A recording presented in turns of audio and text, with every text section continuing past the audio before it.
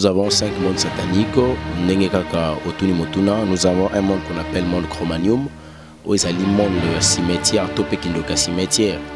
Nous avons un deuxième monde qu'on appelle le monde pesifera, où il y a le monde Zamba, kabbalistique, où il y a le monde Mai, topekindoki Mai. Nous avons un monde cosmique, où il y a le entre ciel et terre, un espace vide. Monde où il y a la place Satan, le diable à Zalaka, et puis nous avons un monde qu'on appelle monde pandaminium, donc qui tope monde y a lieu public. Chromanium, hein, parce qu'ils ont monde ils approchent Nabiso bateau, monde à cimetière. En fait, monde à cimetière, ils ont le monde où l'esprit des morts, tope l'ange de la mort. Alors à travers ça, on a des démons. Il faut moto à tout prix à la vie à Masumo pour se retrouver la tourment. Parce que tourment est allé entraînement et enfer. Dans une angara papa Wemba, grand chanteur.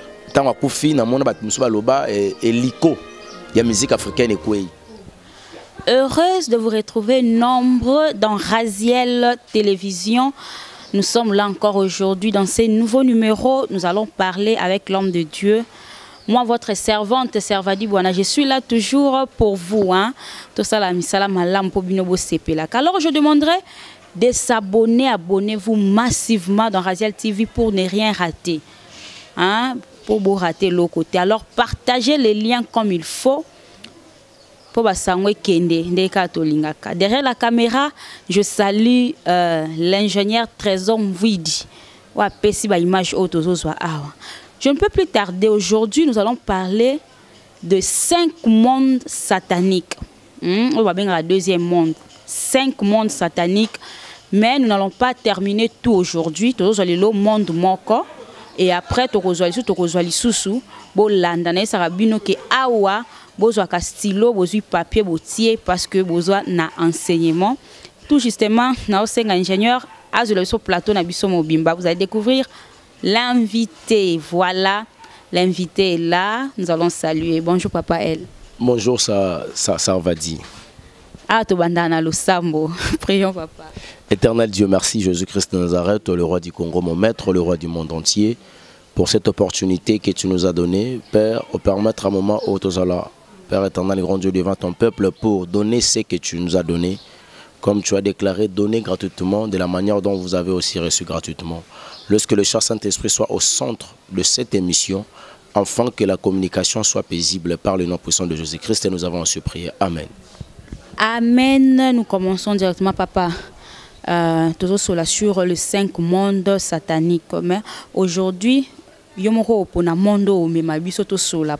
avant tout, j'aimerais que Internet Nabiso et Raziel TV quand même les 5 mondes. Merci beaucoup. Nous avons 5 mondes sataniques. Nous avons un monde qu'on appelle monde chromanium, où il y a le monde cimetière, topekindoka cimetière. Nous avons un deuxième monde qu'on appelle le monde pesifera, où il y a le monde Zamba, donc topekindoki Zamba, monde kabbalistique, où il y a le monde Mai, topekindoki Mai. Nous avons un monde cosmique, où il y a le entre ciel et terre, un espace vide. Monde où il y a la place le Satan, le diable à Zalaka, et puis nous avons un monde qu'on appelle monde pandaminium, donc qui tope monde y a lieu public. D'accord, les 5 mondes là, j'espère que vous notez en quelque part pour les autres on est sur le monde moko, papa. Tout sur le monde ni. Bon, tout un monde chromanium, hein, parce qu'ils ont monde ils approchent Nabiso bateau, monde à cimetière. Donc monde à cimetière. Notez, hein, tout le monde à cimetière, monde chromanium, papa. Comment fonctionne monde à cimetière? En fait, monde à cimetière, ils ont le monde oyo, l'esprit des morts. Topé l'ange de la mort, azala en possession. Alors, à travers ça, on a des démons. Et il y a des démons, des démons principaux. Il y a des démons abatteurs. Il y a travers ça, on a lieu de tourment. Alors, le rôle, il y a lieu de tourment, et que il faut moto à tout prix azala na vie à Masumo pour se retrouver la tourment, parce que tourment est entraînement et enfer. Alors, les démons, il y a un monde de chromanium, il y démons abatteurs. Bango, à l'époque, les humoitans, babanda ko zala mibale donc Satan banda ko placer bango mibale na mokili na biso vivant donc au moins ndenge tambola bozana de demo baziraka yo banda ko empêcher yo obima na lisumu do so lingo sa lisumu basimbi bazongiso na lisumu lelo baroma 4 donc bachapa na mutu na 4 coins avant bazalaka 2 bakomi 4 papa ebindeni ki bakomi 4. C'est parce que Éternel dit à l'Obéla Abisso à tout moment sur la spiritualité. Tu sais, le ministère évangélique est un ministère moko prestigieux. Hein? Ministère moko prestigieux dans quel sens? Tu voyais, un évangéliste, c'est quelqu'un qui dort et qui se réveille toujours avec la parole. Et les Lobanzambe, c'est la prophétie par excellence. C'est la parole de Dieu qui permet à l'homme à rebakokoли sa vie spirituelle. Et un évangéliste a doté na onction et puis na puissance à Molimo Santo. Parce que c'est le seul ministère oyo moto akendaka tina kataka ya Satan. Aka pikoli moto abiminae. Ministère évangélisation. Oui, ministère évangélique. Biso dans mission non. Et si que Satan là soit quand il y a un brebis perdu de la maison d'Israël. Tous obligés à kende to tomboli moto Satan, to bimisi frère, to sœur. To yena yeti tant que tu comprends que tu es commissaire chrétien, tu es ambitieux Jésus. Salut n'est comme assuré, tu peux sur le pasteur. Pasteur bandi siko ko encadrer na kati ya bergerie. Pasteur soka moni ke encadrer bandi ko kola. Siko po a commissaire na maturité spirituelle, faut passer pas docteur, un enseignant. A enseigner maintenant le principe de la vie chrétienne, les interdictions et les permissions. Na yango nde siko ba pesa na boka mosakoli. Prophète, le roi a un ministère, prophète, c'est quoi détecter l'avenir de la personne, que ce soit spirituel ou physique. Ce qui n'a pas de spiritualité, mosakola monique mutuana, a benga mapena loto momoko. Neba kotike son amboko ya apôtre. Apôtre suko na rozoatin comme Isaïe, na ministère on kola benga ya formé na ministère wana a pas consacré. Sans vous mentir, processus oyo. Hein, papa, elle a mémé libiso. Na habité yo so yo kango quelque part. Moi, je dirais que c'est ma première fois na yo ka processus oyo ezaraboué kendaraboué zongakaboué. Vraiment, nous n'allons pas traîner là-bas. Tozana monde Cro-Magnon ou tozo sur la pona. Mais bo kanga déjà mamnyo so lobia to zonga. Papa, monde Cro-Magnon dans eza monde o lobaki ya cimetière. Monde cimetière. Autant au monde temps na kindo ka cimetière. Poza eza na mo parler. Babi kindo ki ya cimetière. Et donc, siéger dans un cimetière. En fait, c'est quand on est au lobby, siéger c'est trop dur. Fandaka. De mer na bango. L'esprit des morts est dans un cimetière. Alors, le quoi mutatambola na kufa na nzoto. Donc l'esprit des morts atambola na moto. Donc moto na moindre seconde il y a erreur. Directement mutakota na kati ya communication monde Cro-Magnon. Je prends encore un exemple. Tu es belé. Lelo net na mboka na biso na ebite ba pays mususu le 1er août bato bazaki ba innocent ba kena tika komitika bakena ko komisa ko se contacter na monde Cro-Magnon. Eza journée ba pesa ba mort respect des morts oki okati mwa matiti obongisi mwa tombo. Eza mabe papa. Banani ba pesa. Bata mokili kaka. Siko yo chrétien. Ça va dire le beta nga musique. Abina batamokilika. Donc on doit regretter que chrétien to chrétienne à côté on a voix mokilité. Psaume chapitre 1er ma comme dans mezoloba. Errer l'homme qui ne marche pas selon les conseils des méchants. Ça signifie qui ne marche pas selon les conseils des païens. Ou celui qui ne marche pas selon les conseils du monde. Mais qui prend plaisir à la loi de l'Éternel. Que dit la loi de Dieu? Qu'il n'y a pas de relation entre les morts et les vivants. Déjà tant on bat le 1er août. Namona ko mamoko abeta na milolo akomi na cimetière abeta milolo kere baso pinsamba boaki makaso abandi oloba yaya na moni boy pa esi la bongi se sika asengi makambo ko senga abaluka kei.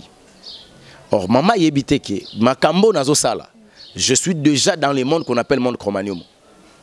C'est les démons abatteurs. Ne pas remettre au gérenga que vie on a tika ngote. Maman na mgola kukufa au kenali des tourments. Au tika ko talola te. So au moins ka se repentir. Ka acte wana sali au ke ko bongise sika wana e ko zangse lola. Ça va dire un monde très sensible. Et un monde à cimetière. Donc so ito ke to kundi mutu libela.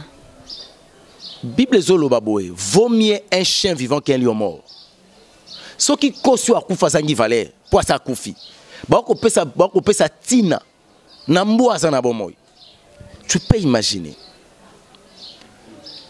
Moi quand baïko la yeso sa mettre le bimètre, c'est vrai dans Zolanda mais permettre rien que kunda tazana ngai. Christ a habillé, laisser les morts, enterrer leurs morts. Donc alinga yebisa nini. Au moni makambo etali ba wei et pesa meli suba tabo moité. Donc, continuez la vie parce que la vie est devant toi. Donc, il faut privilégier et ça oyo tikali nango. Oyebite lobeza tourna yo to ya yote. So yo za tourno yo za wapi. Donc on s'intéresser sur na mama wéité. Même les gens qui ont kenda ko salba pierre tombale. Ils ça bien. To bongi c'est tata, to cha pierre tombale pour mukolo to ka posa olela to ko tala eto leli. Ba sota ba kwa to la keno la bango boya kolela rapé awa ki tata na biso ya maman soto bongi sela esika comme coutume mais tant ba keno sa pierre tombale pourquoi ba so pas masanga eza dena tout non papa ba so pas masanga point pour na ko vénérer ce qu'on appelle ba démon à terre ko yebisa bango que voilà moko o abimaki o to bimi na ligne na ye o to bane ko appartenir na makila na ye azapa na bino bino pe bo so biso ozo sala contrat o yebate oui. Moi, j'étais dans le monde, dans une initiation, monde dans la CP, là, on a travaillé dans le monde Chromanium. Dans ce qu'on appelle le culte de l'âme. Ok, on peut invoquer dans le cimetière. Il y a Gombe. Musicien Mob. Oui. Na Gombe. Alors, quand on a la nécromancie, profond, pas comme la science, mais comme la vie, donc tout pratiquer en gros. Dans la nécromancie, et comme Makanatan Oyo, on s'est dit que la métaphysique est salée. Donc, corps ils ont quitté. Non, mon lit, mon éthique à corps. Et l'attraction sur ça, les mots, c'est que l'esprit a bimi. Donc, vous êtes vraiment en communication réelle, palpable. Esprit. Yo ce que vous kanisa, qui ça mon lit, mon moutoua na laliwana. En moutoua la liwana mon lit, mon na tourment. Amna yende, loko la zala qui grand esprit. Amna ye loko qui utile, parce que amna yende permettait qui m'okile vivre. Na domaine ou azalaki. Je prends un exemple.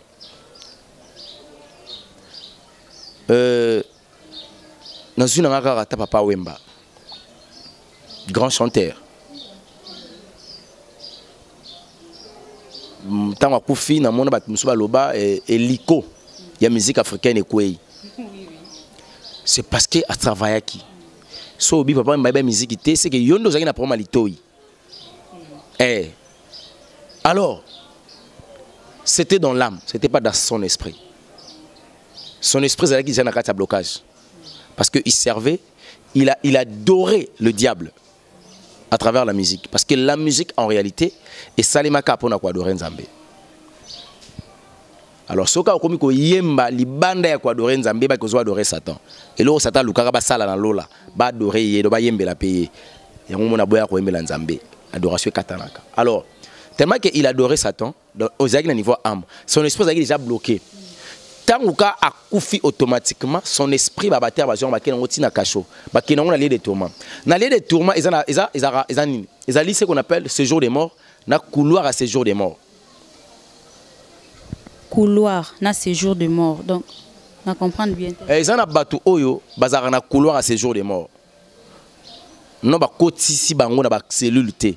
Ça signifie donc ils ont encore prendre ba kangrape bato ouais ba kotsona na cachote ba tio moi coin moi quelque part emprisonnement satanique ezalaka emprisonnement satanique eza makamno somo na physique yeba ke ebanda na molimo omoni micro to simbi avant esalema ezana mutu moko afanda ki abando sala concept nango sur le plan spirituel donc c'est le mot boloko micro pa etango efandi na âme a maîtriser ngo na âme na dessiner ngo après qu'on dessine a remis qu'on nina ko sala abandi ko créer fona cha pièce nini tout a été tiré de la spiritualité.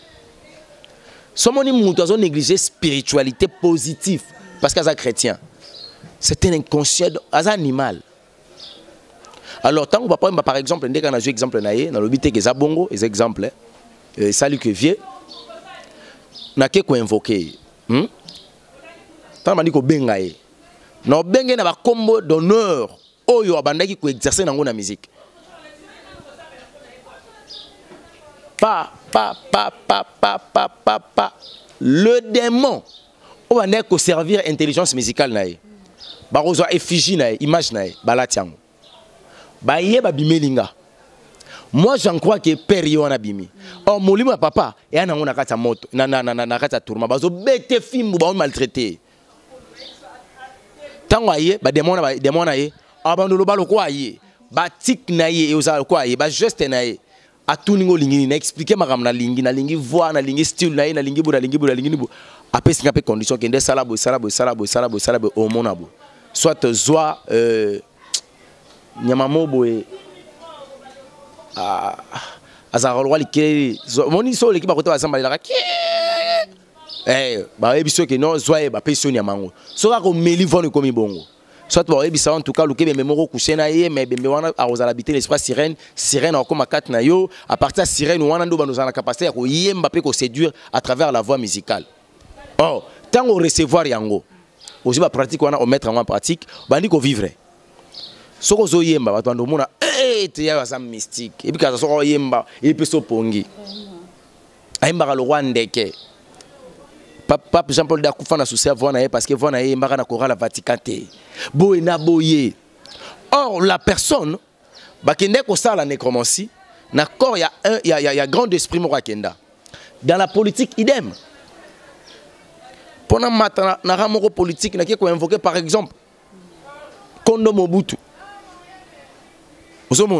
Esprit wana, soit disait orchestrité, c'est l'âme, la sagesse ou l'intelligence au service du mal. Et là, c'est le monde des chromanium. Donc, c'est un monde oyo facilité à kokota nango eza. C'est un monde le plus facile. Donc, mutu akota nango akenda ko s'adhérer dans le monde chromanium sans babetele li solo, sans qu'il ba invité. Ok matanga ndeko alali ba cercle oui bo cercle s'incliner respect aux morts ndeni mowe ya moni te ba bizaka na cadre ya respect ko respecter mon kufi pour akufi bo moni la été pas ça qui neti bino. Ah OK, c'est une bonne chose humainement parlant, on appelle ça le respect aux morts. Or chaque culte chaque day, chaque funérailles, il y a ce qu'on appelle culte des morts et ça les manque. Quand des bandés on soit catholique peut ba sala kat. Mais messe des morts. Kasit. Ba conscient, bango ko ba kolo nango. Kasi muta kufi akenda tika biso. Ce qui date na 40e jour et coquille, il faut ça il a le sambo prière. Kolo yamba molimo nae. Et après à chaque année ba banda ko commémorer l'église. Ba benga ngo messe des morts. Est-ce que ba ebi pourquoi ils ont 40 jours? On reçoit 40 jours à matin. 46 jours, papa. Et ça m'a béto malam. 40 jours et libéraka. Maintenant, esprit à moutou, soit et qu'il rendre verdict. Après 40 jours, bah condamné. Donc, batende ba koufara boye. Après 40 jours, na tourment. Bah tam so ba juger. Mais après 40e jour, vous n'avez pas bah to ba peso to. Il y a ma soumouno qui évalue sur la terre. Même Jésus-Christ de Nazareth, tant à sécuit, à ça les 40 jours, après mati. Après résurrection, à ça 40 jours, ma belle. Après la résurrection de Jésus-Christ, à ça qui 40 jours après 3 jours à sécuit. Na ma belle tant à sécuit, à ça 40 jours. Avant à censurer ça. Oui. Ça a 40 jours. Et pourquoi seulement 40? Chiffre 4. Au monde qui a Bible Zolo Banabiso, Lazare 4 jours na tombe, ça chiffre changement. Alonga moya comme na bon moy. Chiffre 4 au monde qui délige et bêta 40 jours 40 nuits. Après 40 jours délige et les kaki. Au monde qui Israël a kotaka 400 ans. Na kata esclavagisme. Après yango bimaki. Au monde qui basala 40 ans na désert. Après yango bimaki. On se comprend? Donc, les chiffres, parmi tant comment déchiffrer les chiffres. Chiffre 4, les derniers chiffres, il y a changement. Donc, si vous avez vous allez place, c'est comme ça. Tous on a moi mouké na quand incliné devant un corps au ekoufi. Mais c'est pas une expression en français. Qu'on s'est incliné. C'est quoi papa? Ma ben en wezani. Okogumba melaka mokonzi nzambe nao. Matthieu chapitre 6. Donc on s'est incliné kaka liboso ya mokonzi nzambe na yo. Exode 22. Oya kokosa na kogumba mela quelque chose. Ou donc créature d'office a frappé la malédiction. Parce que au toucher la personnalité de Nzambe le quoi créateur. Parce que éternel Dieu a 3 entités. Le première entité azali créateur yose kelamu. Rôle yekelamu auprès ya mokeli et zalaka kogumba. Je me prosterne. Je viens m'incliner devant toi. Oye pa mowe, mowe wana boyebi ki il fait un criminel financier yamboko. Aïba mbongo mboka tina niveau appauvri pays. Oye liboso no ko s'incliner. On a moment ko s'incliner culte des morts réseau salima. Ba démon bande ko gérer. Bazawana parce que il faut ba vénérer amonaye. Pour na bateau ba kozala kidiba ba benda bango ba kotsa bangwana. Donc danga ko s'incliner au koti. Donc na volonté na oté. Ya na bi kuna ba senga permission te pour na kota na monde cromanium. Moutake cimetière boko kunda mutu boche maloba. Oui oui. Batira maloba et puis au mona pe que réalité maloba na baloba ki. Oh mutu abomi Yolanda ye, Belisa ye, Monisa biso et tout ça. Ayo ki pe aller, asali le ba. Azena bon moy. Akoka ko kanga mutu ngo tani ngaka boma e. Tango akufinda ko makasi Yolanda mutu abomake. Et puis ya comme esprit. Te. Azalaki déjà na esprit katina e. Kuta azalaki na esprit na corps na âme. Azalaki encore puissant. Voilà les diables. Donc, alors que ça montre que pour comme makasi, il faut qu'on fasse. Or la mort, et ça le quoi, la stérilité. Il y aura plus rien, quelque chose comme ça dans le monde physique. Donc, bon, sa famille, bon sacrifier un père à démon abatteur. Bon, esprit des morts, na ange de la mort. Bon, c'est zone sur la famille nabiso. Banda ko venger. C'est comme ça ma botte a ébélé et quand on a quatre monde chromanium, batu ébélé, même quand on a quatre monde chromanium sans keba yeba. Alors ça détruit beaucoup de personnes. Papa, c'est quoi culte de mort? Ils ont mabé. Mabé koleka parce que culte est un culte d'adoration et de louange. Le culte est salima pour Nzambe.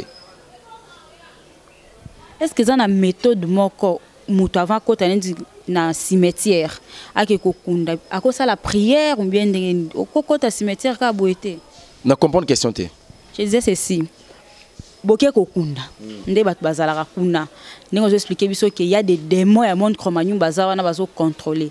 Est-ce qu'il y a une prière à faire avant à kokota? Non, déjà tolingi to longola corps. Mosala Nzambe sokaye. Pour assurer la culte des morts, il faut apprécier bateau batika na bomoy. Que voilà l'un de nous, tous allez il n'est plus. Demain, ça sera notre tour. On ne sait pas, ça sera à qui le prochain. Moni, alors nous devons se préparer. Et Bible le bain pour la Bible c'est la prophétie par excellence. On était tiré de la poussière, nous retournerons poussière. Acte pragmatique. Il y a prophétie le banzambe, moro ya okoma poussière. Alors tout le monde banzambe parce que le lobana est latinzo et latinzo tout. Kolotika to yembela yo amen to bando kumisa nzambe to kumisie tant to komi na cimetière. Seigneur, tu avais dit, tu étais tiré de la poussière, voilà la personne retourne poussière. Nous te bénissons pour la grâce au salut biso totika na bomoy pesa biso makasi ya kokima lisumu pour mukolo to koma na étape oyo to ya pe na rendez-vous na yo point barre esili excepté ba makambo na oloba so bandika pesa biso nguya pesa bana ne makasi nzamba pesa bana makasi na kata cimetière. Non prière bon gros sala ngotin na cimetière ba olongola mwasi ano bo pesa mari de nuit balongola ngo wapi? Oh à la maison soit à l'église et bongo bala naki na cimetière te po kolongola ngo na cimetière. Il y a des choses. Donc la pratique, il y a un monde satanique et bien comme visible. Donc c'est comme si le démon va vivre vraiment dans mon kili, ne va vivre à kuna. Maintenant à travers les hommes. Et batuna se ya ignorance bazo consommer yango ozomona. Donc c'est comme ça. Culte des morts et donc il parle de ces abominations. Toko sangote. Toko sangote. Je salue l'apôtre Charlie José Dapongo, Reddy Black, Nakatia Canada, Reddy Black, Salamanayo, mon vieux Raymond Mabangi, le coordonnateur de Fondation Christian Massoudi. Je vous salue, je vous aime bien, bébé Maël, bonne guérison à toi, bébé. Je dis encore bonjour à Cornélie, ma petite sœur, Aaron, Eli, tout le monde. On appelle Sibino Bambote Nabino, Jonathan Nambele. Mbote na yo bino nyonso na pesi bino ba gros bisous tozana papa to bandi lelo bozwi monde chromanium ndambu nango ndenge eloba meli et nous allons continuer bokozwa ngo titre aussi ça les 5 mondes nyonso je vous promets papa to suki apona lelo tena ba selo mongo bato ba misusu ba mikota na monde chromanium ba avortement même na monde chromanium kaso bomit Moutonio soit abomaka, akomaka contact dans le monde chromanium. Parce qu'en lui, il y a ce qu'on appelle l'esprit des tueries, donc l'esprit des morts. L'ange de la mort a possédé pour y a exécuté l'Iwa Yamout. L'office a commis partenaire, il y a monde chromanium. Nos jeunes filles, nos mamans, Boyoki, l'évangéliste, elle est longa, ndenga lobby. Donc, avortement, nyon soana, ça y se repentir, te. La repentance, c'est quoi? Quelqu'un reconnaît ses péchés. La personne confesse. La confession et la repentance, c'est ma famille balé. Ah, merci beaucoup. Confession, la ligne la retoube là. Que se repentir, ça dit qu'au bon wana. Il faut maintenant monter à la capable. Il y a qu'on reconnaître un engolo bimabé. À confesser, ça signifie à tout béli. Alors, tout le cas, pas nzambe yemoroté. Assis que tout le pas nzambe, tout le pas bateau. Ça signifie et pas l'homme de Dieu. Un homme de Dieu capable de nzamba soit un établir. A ressemble la pona ya osenga mawana nzambe likolo na ye. Na simanango a eu dernière décision que vie on a otika la kozongela ngo souté. Soki na kobota bana pona ko remplir la terre, tant mieux. Et puis au monde que la majorité baso balongola bazemi. Balongola bazemi mibalo banganda côté. Donc bakena na deux péchés. Soit la fornication, soit l'impudicité, après c'est avortement. Donc ceux qui m'ont fait un to fanda, moi la santé, à colongolango. Ceux qui bazar bamakango, moi la santé à colongolango. Donc au consommer des péchés, ce qu'on a des péchés, oh il a confessé qu'à l'avortement, l'impudicité au bossani. Au ticket na kata lisum. Papa nanga na tuna pourquoi ba chef coutumier ba kunda ba onka na butu. C'est parce que bazabato baza appelé pour le monde qu'on appelle l'obscurité, le monde noir. Babokoko, ba simbi babokoko, bazaba ndokité. Ezani bokoko. Kasi bokoko yango na basala kati. So chef coutumier akufi, il faut bakunda. Bazana manière moya kokunda. Aza moto azo vivre na kati ya magie noire. Nyonso ya ye za molili. Donc même sa mort, tant ba ça la rituel pour na kozaki ndeko ba pesa na moto mosusu, makama molili, ba ça na okana molili. Molili. Vraiment, vraiment, j'ai aimé, vous étiez très nombreux. Je vous demande de vous abonner, abonnez-vous, partagez les liens. Je vous aime bien, les Servadiens et Servadiennes. Gros bisous à vous, à la prochaine.